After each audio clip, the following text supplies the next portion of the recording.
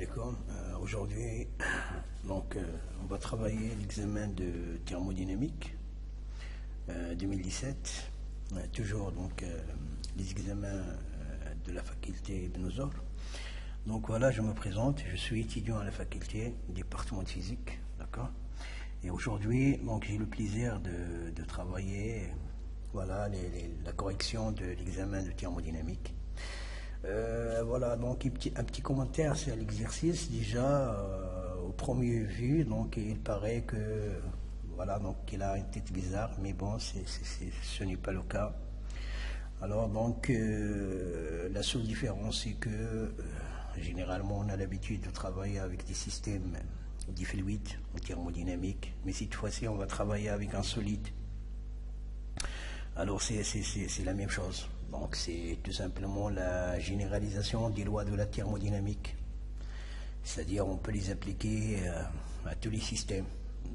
D'ailleurs, alors là-bas ici qu'on va étudier, on peut la considérer comme un système thermodynamique déjà. Donc c'est un système, voilà, thermodynamique, et que même c'est un système fermé. Donc étant donné que la masse, un contrôle de masse, la masse elle est conservée. Donc on n'a pas de variation de masse. Voilà notre système.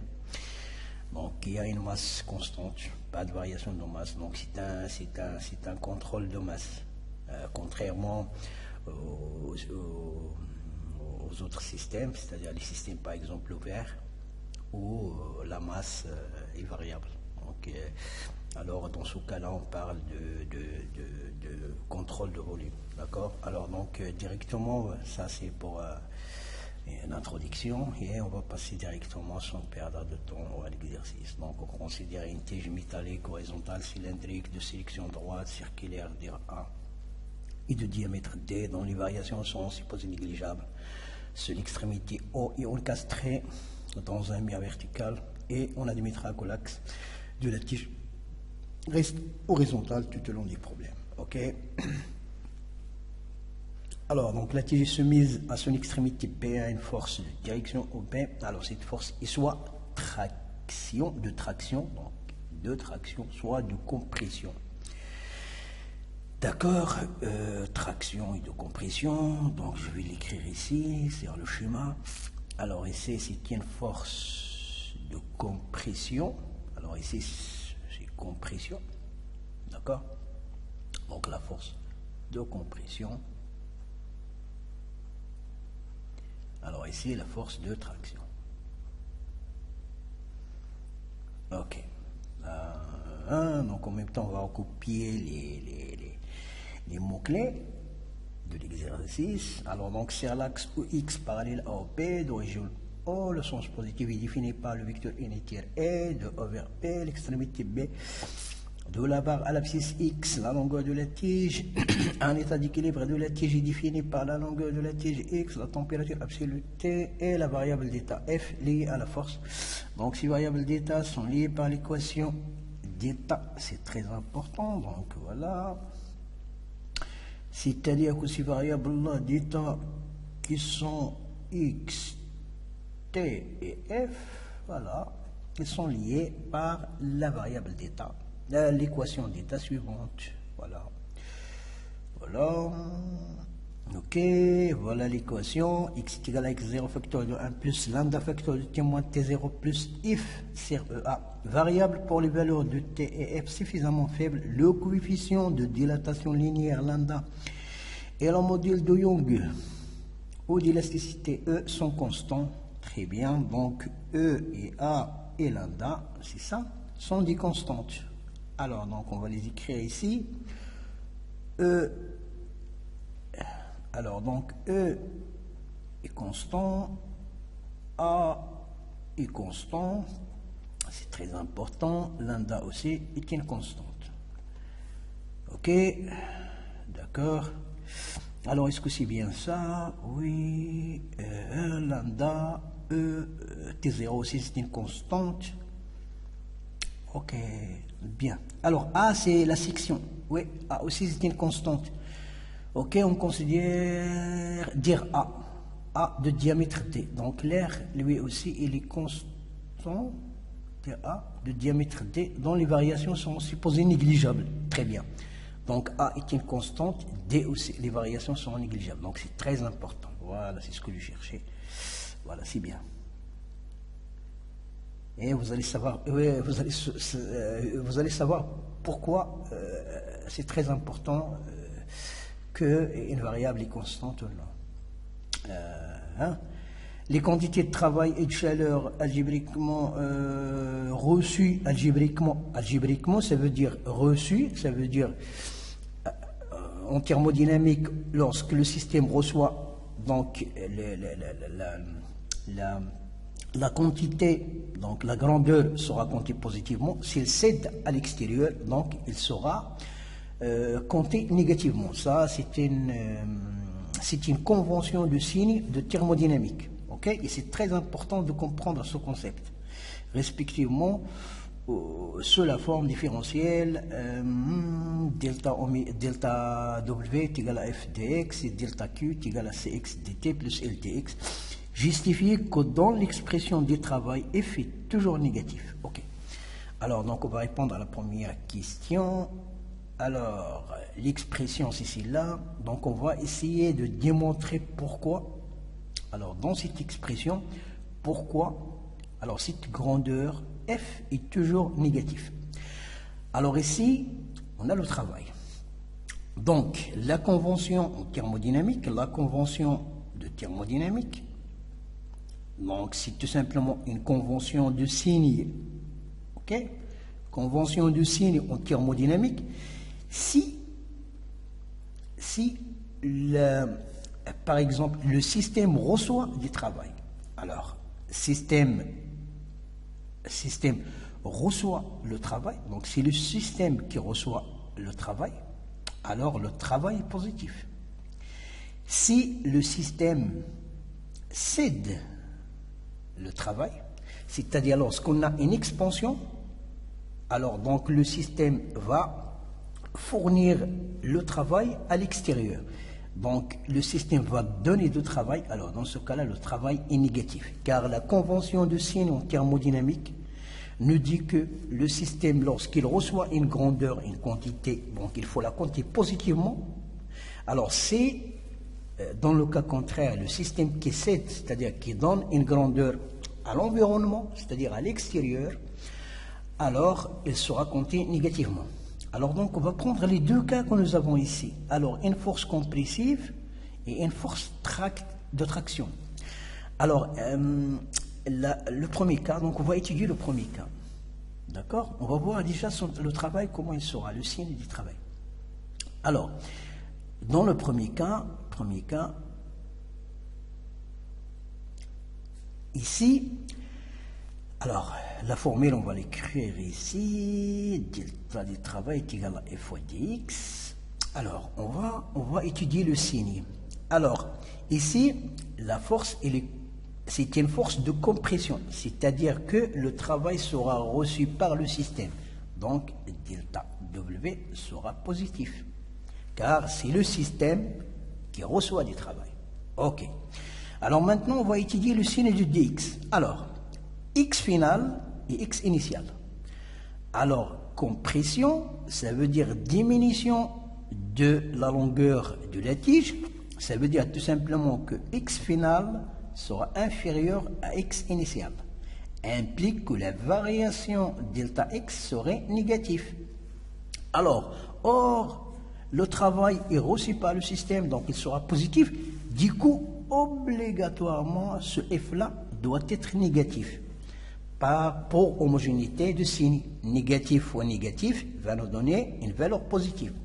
Voilà, donc nous avons pu démontrer dans le premier cas que f est négatif. Alors maintenant, on va passer au deuxième cas. Alors, deuxième cas, c'est-à-dire la deuxième possibilité. Alors qu'est-ce qu'on a? On aura quoi? Alors ici, la force. Alors la nature de la force est une force de traction. C'est ça? Donc la force est une force de traction. D'accord? C'est-à-dire que le système va donner du travail, c'est-à-dire elle va fournir le travail à l'environnement. Cela implique, par convention de signe en thermodynamique, que la variation, que delta le travail élémentaire sera négatif. Ok. Or, le travail d'après la formule est égal à F fois dx. D'accord. Alors, cette quantité-là, elle est négative. Ok. Alors, maintenant, delta x. Alors ici, on a une expansion, ça veut dire que x final est supérieur à x initial. Alors cela implique que la variation delta x, il est positif.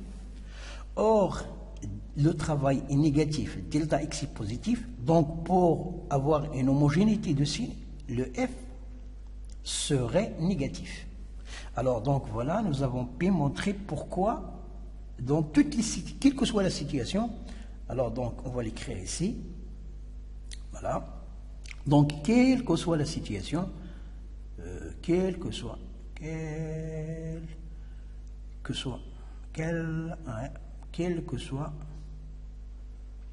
la situation,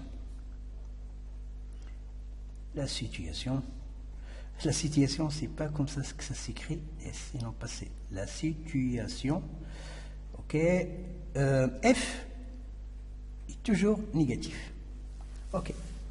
Bien, alors nous avons répondu à la première question, justifié que dans l'expression de f est toujours négatif. Alors, deuxièmement, exprimer en fonction de x0, a, lambda, etc., le travail. Ok.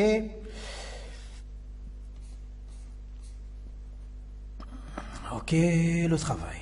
Alors, le travail élémentaire, donc deuxièmement, donc le travail élémentaire. Alors, le travail élémentaire, donc le travail élémentaire, donc est donné par l'expression suivante, delta W, donc est égal à F fois dx. Ok.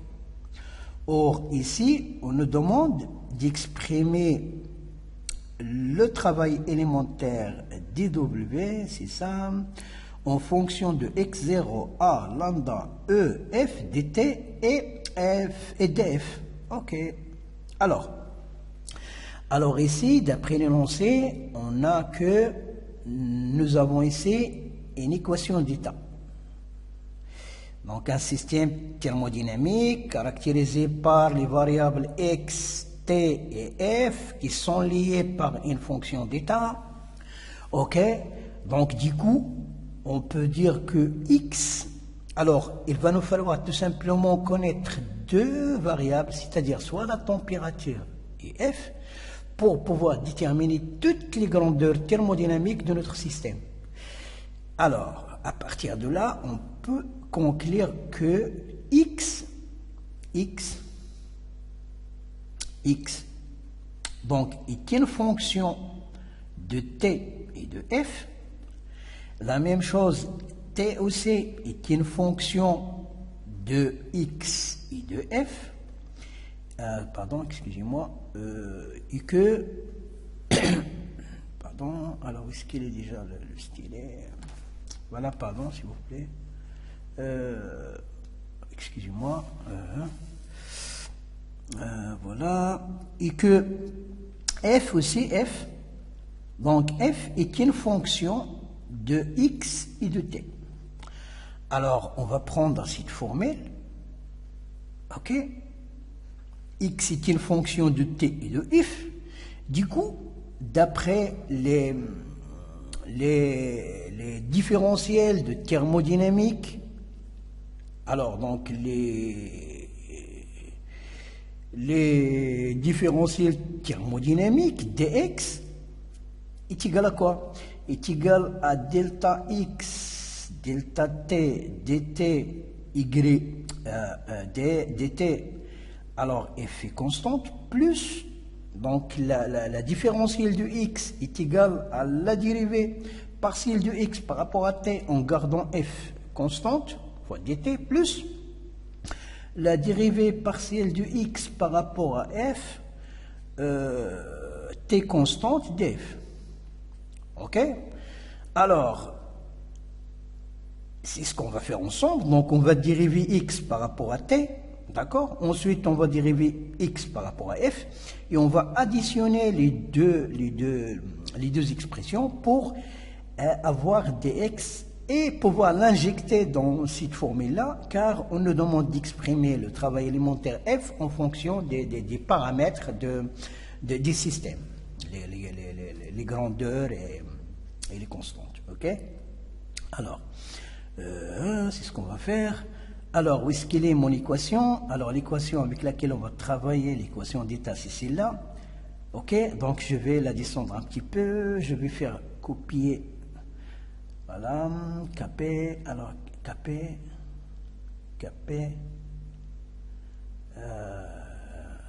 select, first, select, ok, select, yes, Kp, ok, voilà, edit and paste, ok. Donc voilà l'équation. Très bien. Voilà l'équation. Premièrement, je vais la dériver par rapport à x, par rapport, pardon, à y, à t, et puis par rapport à f. Donc dx par rapport à dt, f constante, donc est égal à x0. D'accord, x0, la dérivée de 1 par rapport à t, c'est 0, plus lambda. Donc, lambda fois 1, d'accord, la dérivée de t, c'est 1, t0, c'est une constante, d'après l'énoncé, donc sa dérivée, c'est 0, plus la dérivée de cette expression, toute cette expression-là, par rapport à t, donc est égal à 0. Donc, dx, dt, f est égal à x0, lambda. Donc dt. Ok. Alors on va faire la même chose pour dx. Donc dx par rapport à df, t constante. Donc t est une constante. Ok. Alors donc est égal à x0. Ça c'est une constante, ça c'est une constante, ça c'est une constante, ça c'est une constante, ça c'est une constante, donc la dérivée de tout ça c'est 0. Alors EA c'est une constante, donc je la sors de l'expression, donc EA, et je vais dériver tout simplement F, donc F par rapport à F, donc F c'est 1. Donc la dérivée de f, c'est 1, donc fois df. Voilà. Et puis voilà, donc x, c'est pas x, non, c'est dx. Finalement, dx est égal à quoi? Donc est égal à ça plus ça, donc est égal à x0, d'accord, lambda dt, plus x0 sur EA df. D'accord? Ok. Alors, on me demande d'exprimer le travail. Donc, le travail est égal à quoi? Le travail élémentaire est égal à f fois dx. Dx, c'est toute cette expression-là. Donc, f x0 lambda dt plus f. Alors, ça, c'est f. x0 lambda dt plus if x0 sur EA df. Et voilà notre expression. Voilà. Donc voilà le travail exprimé en fonction de f x0 lambda dt. F, ça y est, c'est compté. x0 aussi. E A df. Combien? 1, 2, 3, 4, 5, 6 et 7. 7 variables. Bon, 7, enfin. Alors, exprimer en fonction x0, 1, 2, 3, 4, 5, 6, 6, 7. Voilà, donc bien. Ça y est. Alors, ça y est, c'est bon. Maintenant, on va passer à la troisième question. Écrire les expressions des différentiels de l'énergie interne dU et de l'entropie ds de la tige correspondant aux variations dt et df de t et de f. Ok. Ok, ok. Ok, alors, les expressions de l'énergie interne. D'accord, ok. Alors, dx, il est là.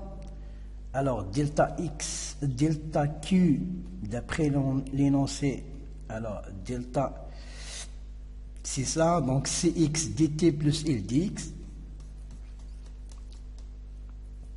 Ok, donc on va l'écrire ici. Alors, qu'est-ce qu'on a encore? On a le travail, on a dx, on a le travail élémentaire. Maintenant, le flux de chaleur élémentaire. Le flux de chaleur élémentaire, delta Q, donc est égal à Cx.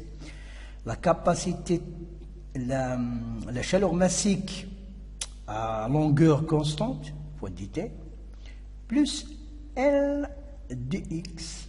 Voilà.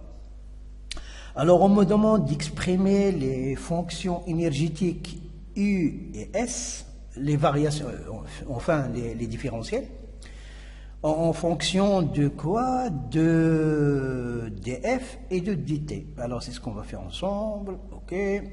Alors, on sait que du, d'après le premier principe de la thermodynamique de système fermé, de contrôle de masse, alors du, c'est quoi? Finalement, c'est delta W plus delta Q. Ok? D'accord. Alors, delta W, on vient de le calculer, le travail élémentaire. Donc, F x0. Ah non, excusez-moi, c'est pas comme ça que je veux les faire. Donc, F fois x0 lambda dt. Alors, tout ça, c'est... Je vais changer de couleur, voilà, pour distinguer entre les voilà, les expressions. dt, voilà, comme ça, c'est bien. Plus...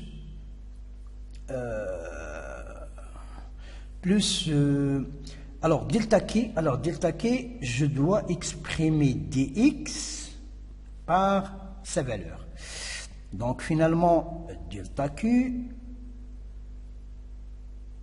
est égal à quoi? Donc, est égal à Cx dt, L dx, plus L multiplié par x0, lambda, x0, lambda, le tout dt, ok? D'accord? Alors, plus L fois x0, donc L x0 sur EA. EA df. Et voilà, donc dq en fonction de dt et df. Voilà. Alors maintenant, dt. Alors ici, le travail élémentaire, donc l'énergie interne du est égale au travail élémentaire plus le flux de chaleur élémentaire. Donc je vais remplacer chaque expression par chaque terme par sa valeur. Alors f x0 lambda dt, alors c'est ça, plus cette quantité-là, cx plus L x0 lambda dt, d'accord, plus cette quantité-là, plus cette quantité. Alors, d'accord. Alors, f x0, donc f x0, d'accord, EA sur EA, donc plus L x0, le tout sur EA. D'accord. dt, df. Ok, alors je vais simplifier un petit peu l'expression qui est égale à quoi? Donc qui est égale à f x0 lambda plus cx plus l x0 lambda dt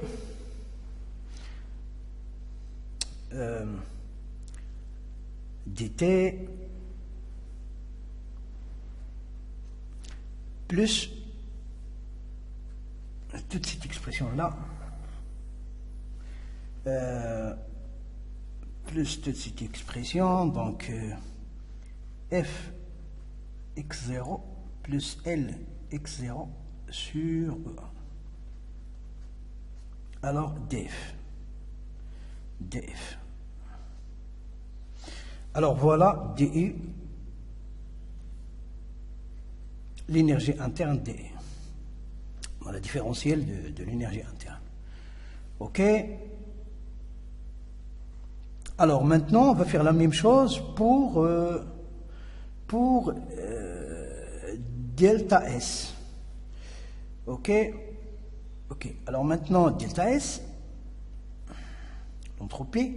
Alors delta S est égal à quoi? Donc est égal à delta Q sur T, qui est égal à delta Q. On l'a calculé. Delta Q, c'est cette expression-là. Donc Cx plus Lx0, c'est à T. Voilà. Ok. Donc il est égal à quoi? Cx plus L x0 lambda sur T dt plus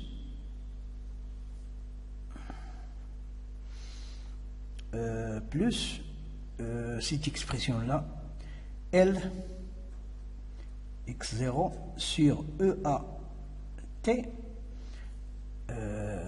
df. C'est df. Voilà. Est-ce qu'on a répondu à la question? Écrire les expressions, troisièmement, les expressions de l'énergie interne dE et de l'entropie ds de la T correspondant aux variations dt et df, de T et de f. Voilà. Donc ça y est, c'est bon. Alors, on déduire l'expression de L en fonction de A, alpha, E et dt. Alors, on va exprimer L en fonction de ces variables qu'on vient de citer. Alors,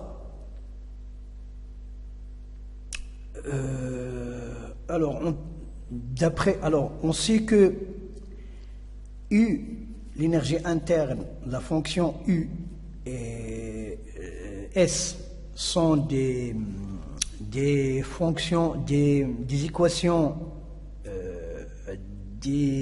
équations différentielles totales. D'accord?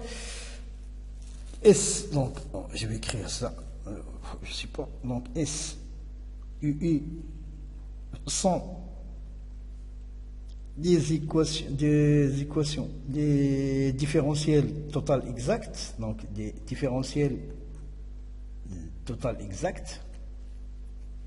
Ça veut dire quoi? Ça veut dire que la dérivée seconde de U, par exemple, par rapport à T, puis par rapport à F, est égale à la dérivée seconde de U par rapport à F, puis par rapport à T est égale. C'est-à-dire, si la dérivée seconde, si je dérive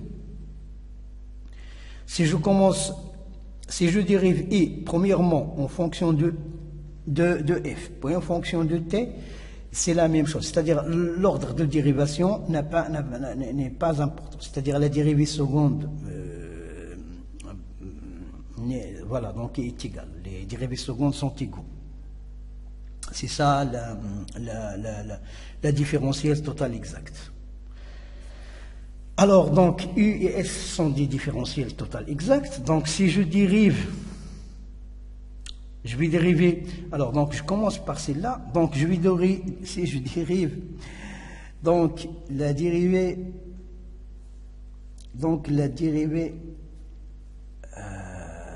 par rapport à T de cette expression en bleu, donc, de L x0 sur E à t, d'accord, est égal à la dérivée par rapport à f de toute cette expression-là. Alors ça, je vais le dériver par rapport à f. Donc Cx plus L x0 lambda sur t. Ok, alors, ça, j'aurai cette égalité. Ok. Alors, je vais dériver. Très bien. Alors, déjà, E et A, ce sont des constantes. Donc, on va les sortir de la dérivée. Donc, 1 sur EA. Donc, 1 sur EA. La dérivée, donc, 1 sur EA, la dérivée par rapport à T, de quoi? De L sur T. Alors, donc, L sur T. Alors, c'est ce qui me reste ici. Donc, on va dériver par rapport à la température. Donc, est égal à quoi? Serait égal à la dérivée par rapport à f. Donc t c'est une constante, voilà, donc je vais la sortir de l'intégrale, donc insérer, car je dérive par rapport à f en maintenant t constante, donc insérer, d'accord, la dérivée par rapport à f de toute cette expression là. Donc Cx, voilà, plus L x0 lambda. Ok. Alors maintenant, on va calculer les dérivés. Donc est égal à 1 sur EA, donc 1, donc est égal à 1 sur EA facteur, voilà. 1 sur T, directement je vais dériver ça, donc c'est 1 sur T dl dt moins L sur T au carré. Ok, donc ça c'est la dérivée de ça. Ok, donc il est égal à quoi? À 1 sur T. Ok, dcx facteur. Alors la dérivée de cx par rapport à f plus x0 c'est une constante, lambda c'est une constante, donc x0 lambda dl sur df, car L et C n'est pas une constante, donc il peut dépendre des variables de notre équation. Que sont ces variables là? C'est f et x et t. Ok, d'accord. Alors je vais donc est égal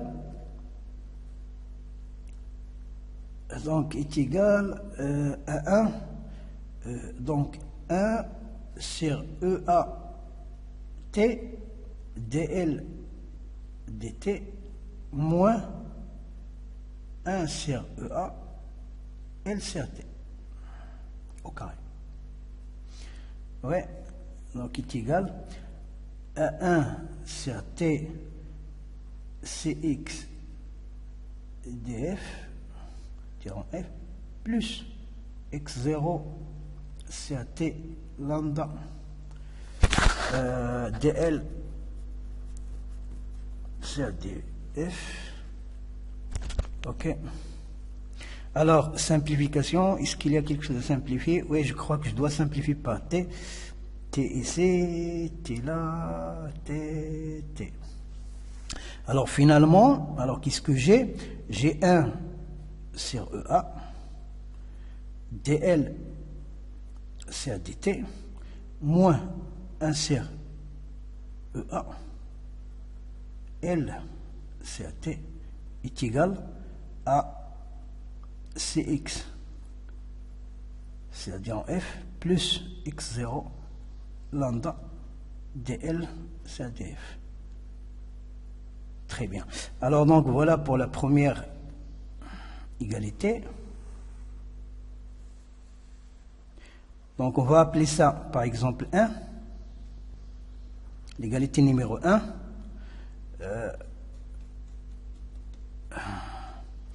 Ok, alors on va passer maintenant, alors maintenant c'est celle-là. S est une équation, est une fonction d'état. Donc Lx0, alors je vais copier, je vais sélectionner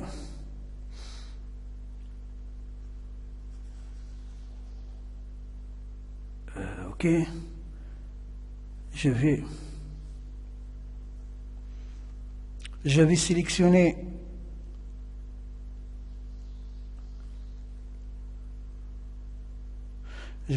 mon expression.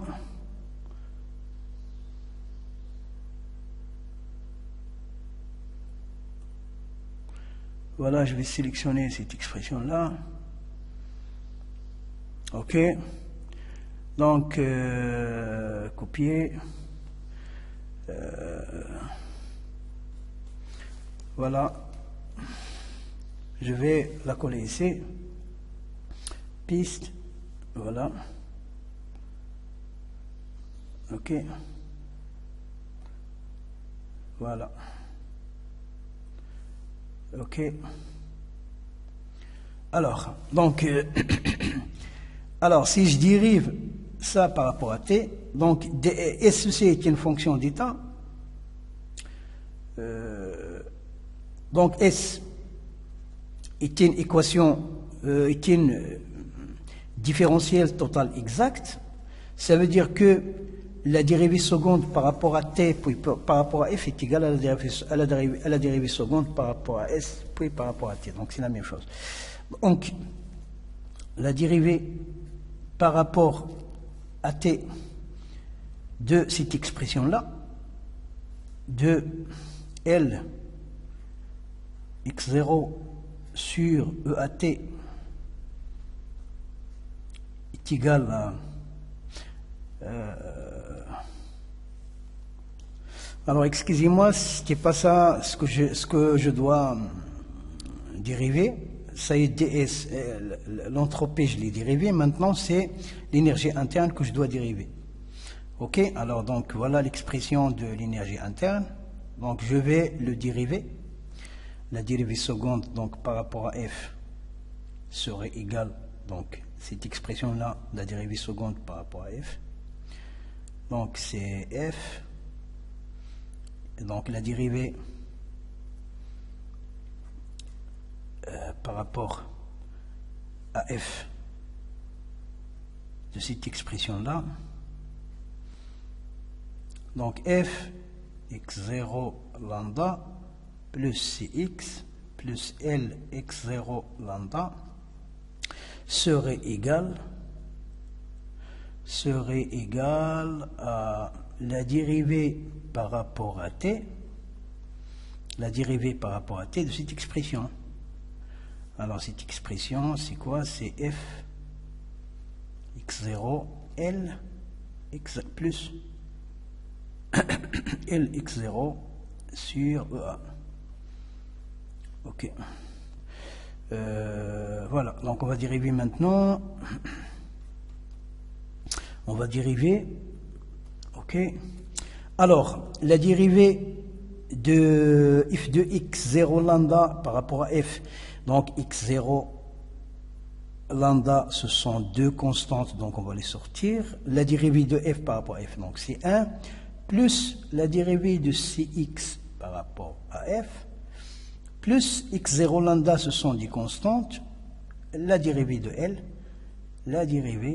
L par rapport à f. Par rapport à f, oui, c'est ça. Bien. Alors, est égal à 1 sur EA, c'est une constante, donc je vais la sortir, EA. Alors, la dérivée x0 aussi c'est une constante. X0 aussi c'est une constante, donc x0, la dérivée de f par rapport à t, la dérivée partielle bien sûr, donc par rapport à t, c'est pas par rapport à f, mais par rapport à t, voilà, donc par rapport à t, plus x0 aussi c'est une constante, donc x0 sur EA, d'accord, alors dl, dt, ok, alors simplification, alors qu'est-ce que je dois simplifier? Rien, je crois que je n'ai rien à simplifier. Alors, j'ai une équation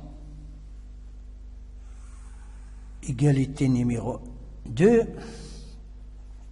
Alors, je vais copier l'égalité. Alors, qu'est-ce qu'on a calculé tout à l'heure?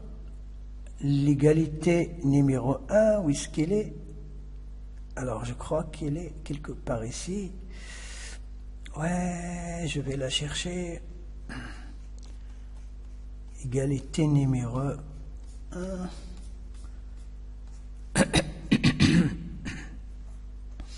Alors, je l'ai mis mon cadré et je l'ai marqué 1. Alors, donc, je vais arrêter la vidéo.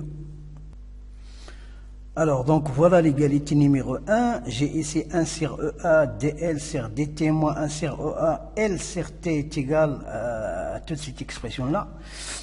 Alors, j'ai ici x0. Alors, ok. Alors, je vais faire passer cette expression ici, à droite. Ok. Alors, donc, je vais isoler ces expressions-là. Voilà. Donc, je vais l'isoler d'un côté. Alors, donc, x0 lambda. Alors, x0 lambda dl, c'est ADF. C'est mal écrit. J'ai un peu froid aux mains.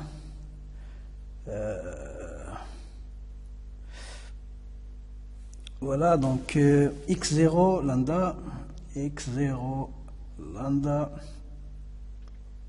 dl df, d'accord, plus df moins x0 sur EA dl dt est égal à ça, donc x0, ou bien je vais commencer par cette expression, moins x0 lambda plus x0 sur EA df sur dt. Voilà la deuxième expression. D'accord? Alors, je vais faire la même chose. Alors, x0 lambda dl c'est df plus dcx c'est df moins x0 sur OA dl c'est dt. Alors, est égal à combien?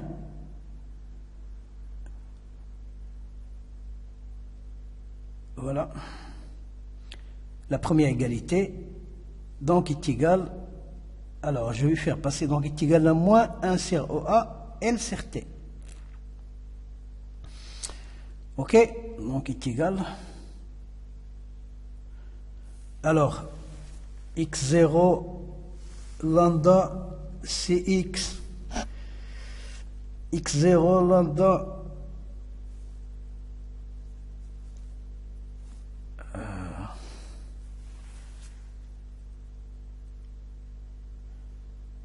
ok,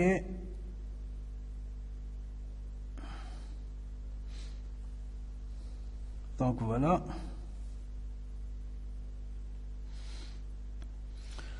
Voilà, donc j'avais oublié un petit signe x ici, x0, donc ça y est, j'ai rectifié l'expression. D'accord? Alors finalement, la dérivée de S, c'est 1. Voilà, c'est toute cette expression-là. L'énergie interne, c'est cette expression-là. D'accord? La dérivée seconde, c'est égalité. Alors, de 1 et de 2, c'est par identification. Donc, x0 lambda, voilà, donc ici, j'ai ce membre de la gauche et celui-là sont égaux. Donc, les deux membres de la droite, ça c'est l'équation numéro 2 et ça c'est l'équation numéro 1. Donc à partir de ces deux équations là, on a moins x0 lambda plus x0 sur EA df sur dt est égal à moins x0 sur EA L sur T. D'accord? Je vais faire passer, donc je vais multiplier les deux côtés par moins.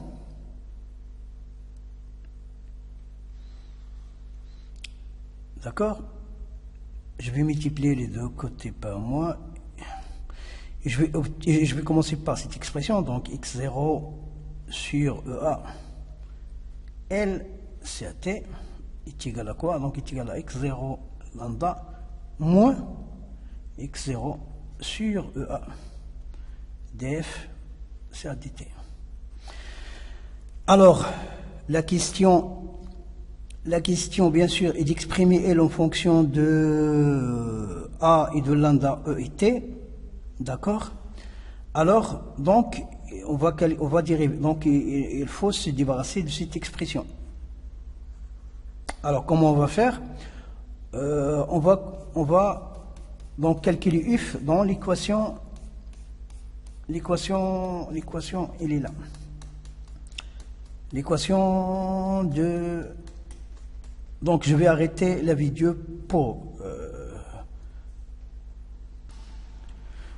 Donc voilà, à partir de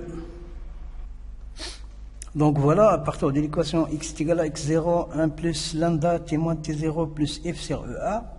Alors, donc j'ai pu calculer f, donc j'ai isolé f. Voilà, donc finalement f est égal à quoi? Donc est égal à x EA ça x0 moins EA moins lambda EA facteur de t moins t0. D'accord? Alors maintenant je vais dériver par rapport à t. Donc df tt x constante, d'accord, est égal à quoi? Ça c'est une constante, donc c'est 0, ça aussi c'est des constantes, donc c'est 0, ça donc est égal à moins lambda, d'accord, EA. x0, j'ai oublié, non, pas d'x0, ça y est, c'est bon, moins lambda EA. T c'est une constante, donc ça y est, c'est bon. Alors, voilà. Donc, finalement, j'ai quoi? Alors, j'ai x0 sur EA, L sur T est égal à x0 lambda moins x0 sur EA. D'accord? Moins lambda EA, donc moins et moins c'est plus. D'accord? x0, non, c'est lambda, pardon. lambda EA.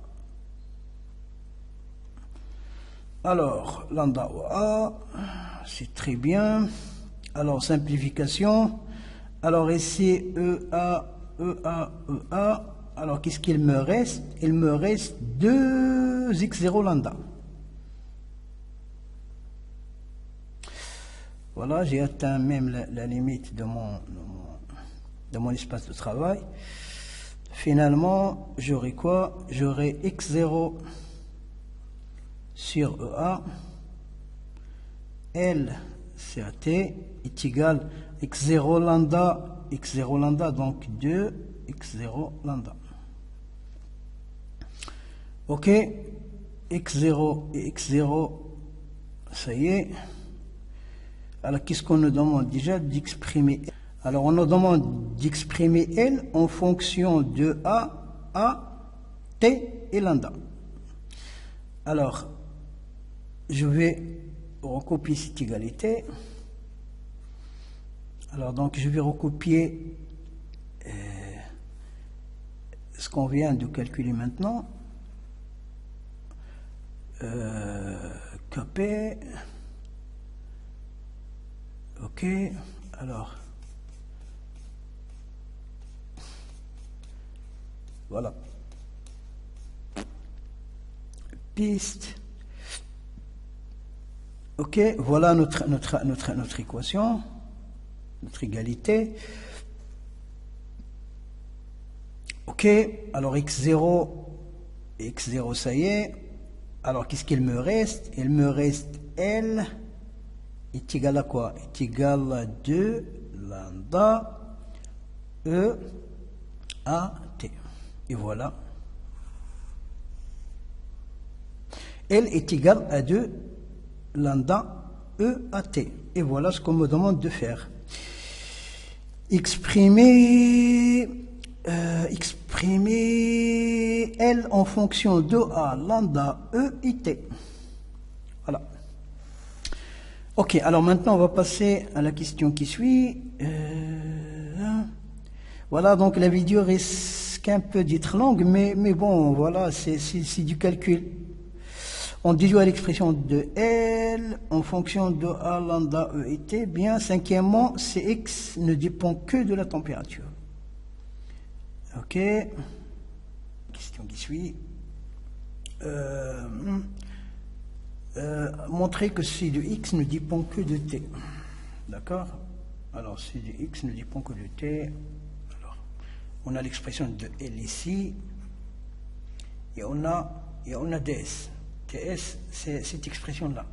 Je vais la copier ici. D'accord? Alors, edit, Kp. On va travailler avec cette équation. Pardon. Bon, voilà. OK. Alors, on a ds, donc est égal à donc ds, c'est l'expression de ds. Voilà. Donc, nous avons dit que ds est une équation, est une différentiel total exact. Donc, la dérivée par rapport à f de toute cette expression-là, c'est de x plus L x0 lambda sur t est égal à la dérivée par rapport à t de cette expression-là, L x0 sur EAT. Alors, je vais exprimer L par sa valeur. Donc, L, on vient de le calculer. Alors, donc, T, c'est une constante, donc je la sors, déjà, pour faire simple. Donc, la dérivée par rapport à f de Cx plus L x0 lambda est égal à T. T, c'est une constante ici, hein, à gauche. Je dérive par rapport à f en gardant T constante. Donc, T. La dérivée par rapport à T. Alors, l'expression de L, c'est quoi? C'est 2. Donc, L, c'est 2 lambda E A T x0 sur E à T. Alors, simplification, E A T T. Donc, finalement, c'est égal à quoi? Et est égal, donc je vais faire la même chose ici. Donc, la dérivée par rapport à f de Cx, alors plus la dérivée par rapport à f, donc l'expression de f, c'est de L, pardon, c'est 2 lambda E à T, d'accord, 2 lambda E à T, donc 2 lambda au carré E à T est égal à T fois, alors la dérivée par rapport à T de 2 lambda, donc c'est 0, donc fois 0. Ok, donc est égal à Cx, donc la dérivée de Cx par rapport à f, donc à température constante, donc est égal à quoi? La dérivée par rapport à f à t constante, donc t c'est une constante, tout ça c'est une constante, donc plus 0 est égal à 0. Cela implique que la dérivée Cx par rapport à f à t constante est égale à 0. Alors, la dérivée de Cx par rapport à f à t constant est égale à 0, donc C de x est une fonction de t. Il ne dépend que de la température, il ne dépend pas de f. Donc C de x ne dépend que de f, de t, pardon, de la température. C'est-à-dire que C de x est une fonction de t. Ok, alors c'est un peu long, mais c'est pas grave. Sixièmement, l'expression de la différentielle de la chaleur correspond dotée de F, delta Q, CV dt plus H df, exprimé alors H, alors, ok. Donc je vais arrêter la vidéo, voilà, pour... Alors, sixièmement, donc modant delta Q, CV dt plus H df. Alors, et on me demande d'exprimer H en fonction de lambda x0 et t. Lambda x0 et t. Alors, très bien, donc c'est ce qu'on va faire. Alors ici, c'est la fonction qu'on me donne, d'accord? Et delta k que nous avons calculé tout à l'heure, c'était cx plus lx0 lambda dt plus lx0 sur e à df. Alors, par identification, on a H est égal à, donc H est égal à L x0, d'accord, sur EA. Or, A, on l'a calculé, EA, c'est combien? L, pardon, L, c'est 2 lambda E à T, c'est 2 lambda E à T, 2 lambda E à T. Ok, donc, ce qui est égal à 2 lambda E à T sur EA. Alors, simplification, etc. Alors, finalement, H est égal à 2 x0. Hein, il me reste ici x0, je l'ai oublié, x0. Ok, x0. Donc 2 x0 lambda t. 2 x0 2 lambda t. Ça y est. Alors, est-ce que c'est bien ça? Lambda x0 et t. Très bien. H en fonction. Voilà, donc c'est ça. Voilà. H est égal à ça. Voilà.